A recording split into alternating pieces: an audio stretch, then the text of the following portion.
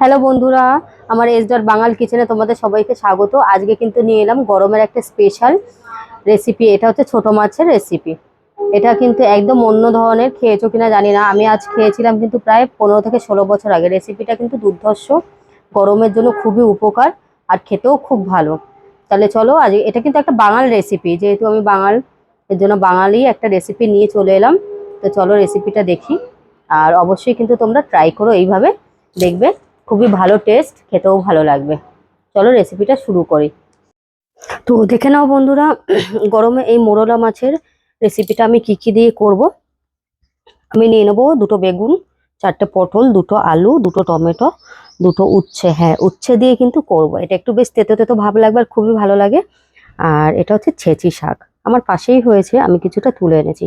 এই শাকটা কিন্তু প্রচুর পরিমাণে উপকার শরীরের পক্ষে, গরমের জন্য আরো ভালো।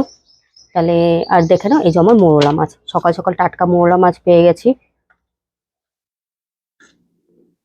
এটা কিন্তু চোখের জন্য খুবই উপকার, বাচ্চাদের জন্য, বড়দের জন্য, সবার জন্য। এই মোরলা মাছটাই আমি এখন নুন হলুদ মাখাবো আর সবজিগুলো কেটে নেবো। তাহলে চলো দেখে নিই।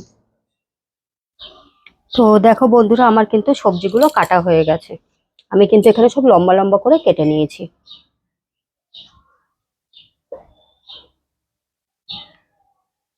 আর এখানে কিন্তু মাছে আমি নুন হলুদটা মাখিয়ে নিয়েছি।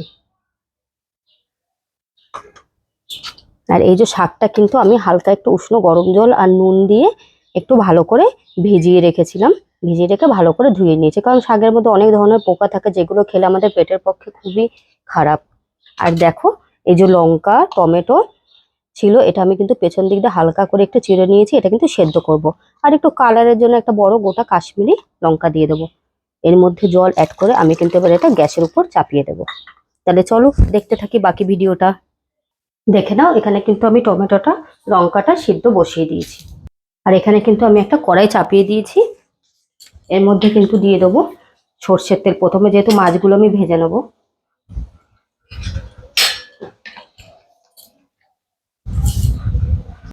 এখানে কিন্তু আমার তেলটা গরম হয়ে গেছে। আমি কিন্তু মাছটা অল্প অল্প করে ভেজে নেব।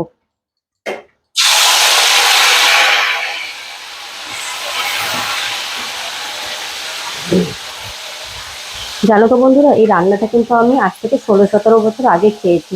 এটা কিন্তু কোনো মশলাই লাগে না, একটা দারুণ টেস্ট লাগে। আর এটা কিন্তু শুধু সর্ষে ফোড়ন দিয়েই খাওয়া যায়। যা যা জিনিসগুলো আমি দিয়েছি, যা যা সবজি শাক অ্যাড করেছি সেটা দিয়ে।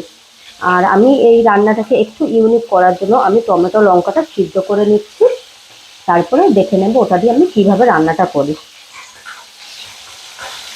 আর ছেঁচি শাকটা কিন্তু আমি গরমের দিনে একটু খাই, বাচ্চাদেরও খাওয়াই। এটা তোমার ছোট ছোট যেই দুশো চিংড়িগুলো পাওয়া যায়, ওই চিংড়ি মাছের বড়া করে কিন্তু আমি রেসিপিটা বানাই, ওটাও তোমাদের দেখাবো। ওটাও কিন্তু দুর্ধর্ষ খেতে, খুবই ভালো লাগে।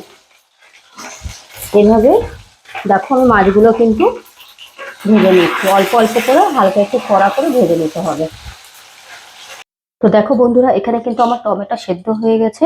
টমেটো কাঁচা লঙ্কা এগুলো কিন্তু আমি এই মিক্সার জারটায় নিয়ে পেস্ট করে নেবো। এর মধ্যে মশলা কিন্তু কিছুই পড়বে না, আর সামান্য একটু জল দিয়ে এটা পেস্ট করে নেবো এভাবে। আর অন্যদিকে কিন্তু আমার মাছ সবকটা ভাজা হয়ে গেছে। দেখো কত সুন্দর, ক্রিস্পি ভাবে ভেজেছি। তাহলে এখন রান্নাটা চলো দেখিয়ে দিই। দেখো, প্রথমে কিন্তু আমি কড়াইতে সর্ষে দিয়ে দেবো, আর দিয়ে দেবো একটা কাঁচা লঙ্কা।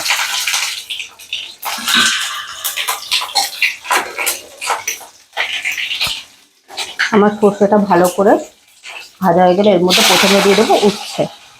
উচ্ছেগুলো একটু লাল লাল করে কিন্তু আমি ভেজে নেবো।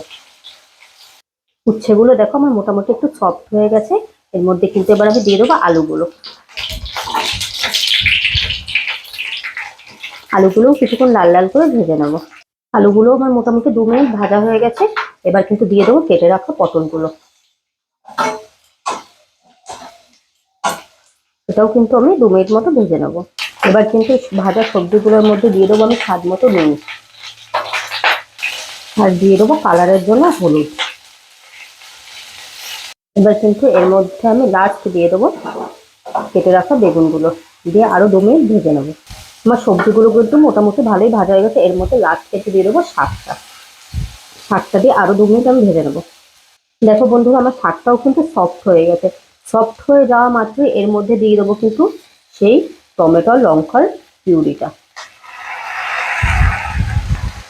আর এর মধ্যে একই সাথে দিয়ে দেবো আমি মিক্সার বাটিটা একটু ধুয়ে সেই জলটা দিয়ে দেবো। দিয়ে আমি ঢাকা দিয়ে কিন্তু এটা মোটামুটি 5 মিনিট একটু মানে সেদ্ধ করে নেবো, একটু তেলটা ছেড়ে যাওয়া পর্যন্ত। তো দেখো বন্ধুরা, আমার কিন্তু এখানে মোটামুটি তেলটা ছেড়ে গিয়েছে। এবার এর মধ্যে কিন্তু আমি দিয়ে দেবো আন্দাজ বুঝে জল, কারণ তরকারিটা কিন্তু মাখা মাখা হবে না, হবে একটু পাতলা। দেখো আমি কিন্তু এখানে জল দিয়ে দিয়েছি, আর মোটামুটি সবজিটা কিন্তু আমার 50% এখানে সেদ্ধ হয়ে গেছে। এবার মাছটা দিয়ে যতক্ষণ সেদ্ধ।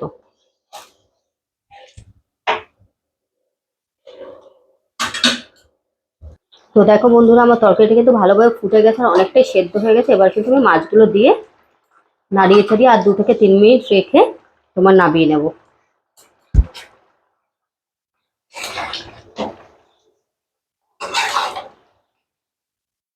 যেহেতু শাক উচ্ছে দুটোই দেওয়া, এটা কিন্তু একটু তিতো তিতো ভাবটা আছে, তবে ভাতের সাথে কিন্তু অতুলনীয় লাগে খেতে। এটা দিয়েই তুমি সব ভাত খেয়ে নিতে পারবে। আর যদি আমার এই ভিডিওটা ভালো লেগে থাকে অবশ্যই লাইক কমেন্ট শেয়ার করো, পাশে থাকা বেল আইকনটা প্রেস করে দিও, সাবস্ক্রাইব তো করবেই নতুন নতুন ভিডিওর আপডেট পাওয়ার জন্য। যাই হোক, আর এইভাবে কিন্তু গরমে তোমরা রান্নাটা করে খেতে পারো। ছোট মাছের ঝোল, এটা কিন্তু শরীরের পক্ষে খুবই উপকার। তো দেখো বন্ধুরা, আমার কিন্তু রান্নাটা কমপ্লিট হয়ে গেছে। নুনটা কিন্তু তোমরা তোমাদের আন্দাজ মতো দিও, নুন ঝাল যে যেরকম খাও। তাহলে চলো এবার এটা নামিয়ে সার্ভ করে নিই। তো দেখো বন্ধুরা, আমার রান্নাটা হয়ে গেছে। এটা কিন্তু বারে বারে বলছি অসাধারণ খেতে, গরমের স্পেশাল রান্না। এভাবে করে খেও, দেখবে মন শরীর সবই ঠান্ডা থাকবে, ভালো লাগবে। তাহলে আজকের মতো এখানেই রাখছি, আবার আসবো কিন্তু নতুন কোনো ভিডিও নিয়ে। তাহলে আজকের মতো টাটা, বাই বাই।